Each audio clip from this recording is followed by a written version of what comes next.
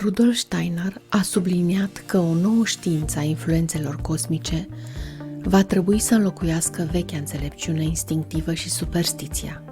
Există o adevărată știință legată de astre, care ne pot învăța ce acțiuni sunt mai susținute la un moment dat, apoi când e momentul să nu acționăm sau când e momentul să ne relaxăm și să ne regenerăm.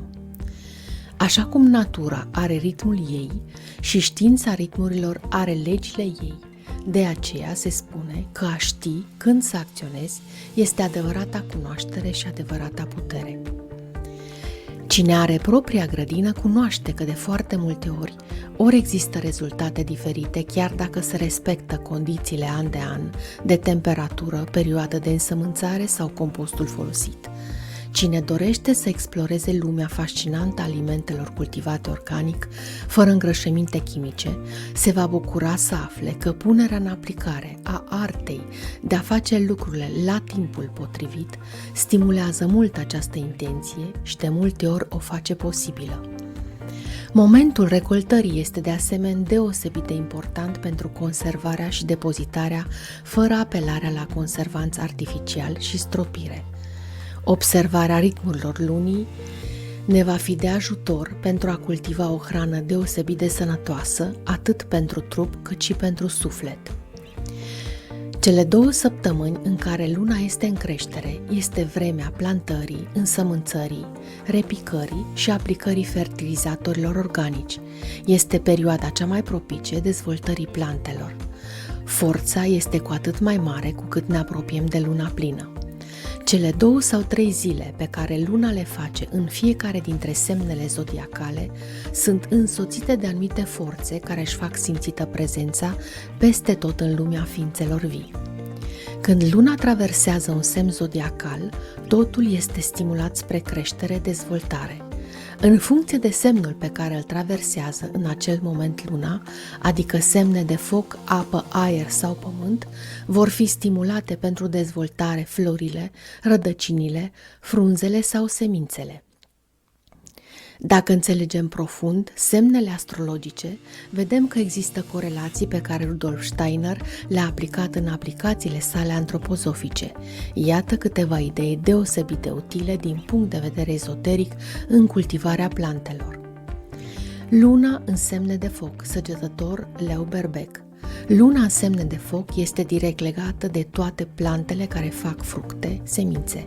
Este legată de toate fertilizările legate de fructe, semințe. În categoria plantelor cultivate pentru fructe intră roșiile, castraveții, ardeii, vinetele, fasolea, lupini, dovlăcei, porumb, mazăre, năut, linte, pepene galben, roșu, căpșuni. De asemenea, momentul este extrem de benefic pentru însămânțarea miceliului, ciupercilor și creșterea lor. Cultura multor plante medicinale care se folosesc pentru semințe se începe cu luna în semne de foc. De asemenea, este deosebit de favorizată recoltarea fructelor, depozitarea lor și această perioadă este sub semnul lunii în semne de foc. În aceste zile, proprietățile proteinelor sunt cele mai benefice și au o influență asupra organelor de simț ale trupului nostru. 2. Luna în semne de pământ, Taur, Fecioară, Capricorn.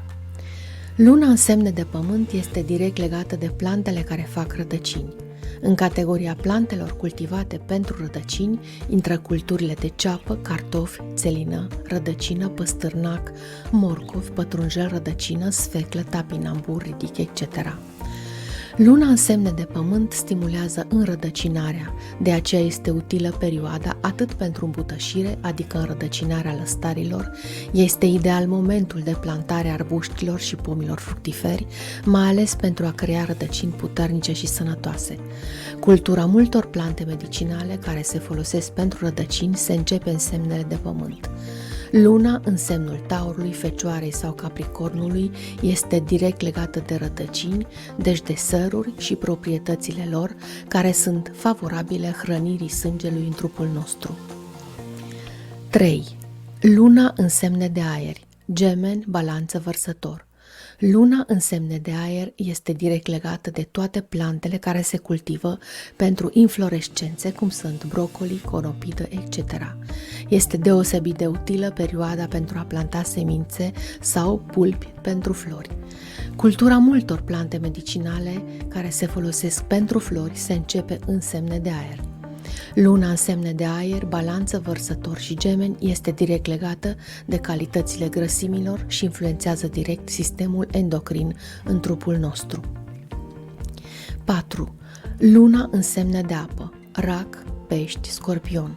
Luna în semne de apă este direct legată de plantele care fac frunze, deci tot ce se consumă verde pentru salate este deosebit de util să fie cultivat în semnele de apă.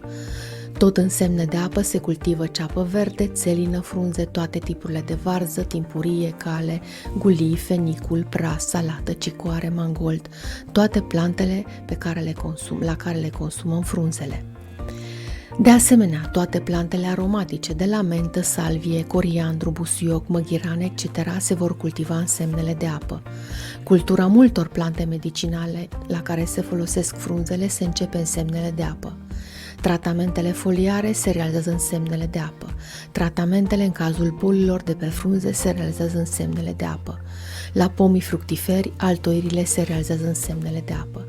De asemenea, realizarea decocturilor și maceratelor de urzică, coada calului, se realizează în semne de apă. Luna în semne de apă este legată de sistemul nervos al trupului nostru și de elementele nutritive de hidrații de carbon. Cultivatorii de măsline știu din generație în generație că în anumite zile ei pot extrage din fructele lor mai mult ulei, uneori chiar și o cantitate dublă față de alte zile.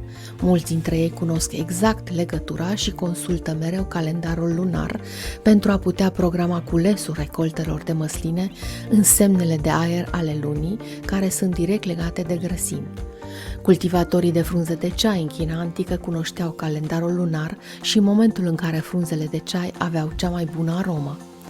Trecerea lunii prin semnele zodiacale arată că într-un interval de 2-3 zile există impulsuri diferite asupra hranei și asupra capacității corpului de a valorifica această hrană. Natura a avut grijă ca nimeni să nu fie nevoit să călătorească mult pentru a primi ceea ce corpul are nevoie și nevoile noastre se află și mai aproape, la nicio palmă distanță.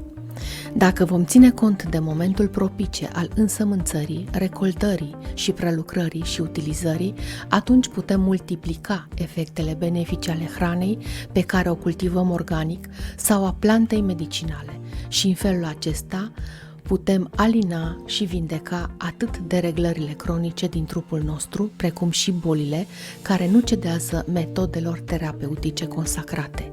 Fie ca hrana să ne fie medicament și grădina farmacie.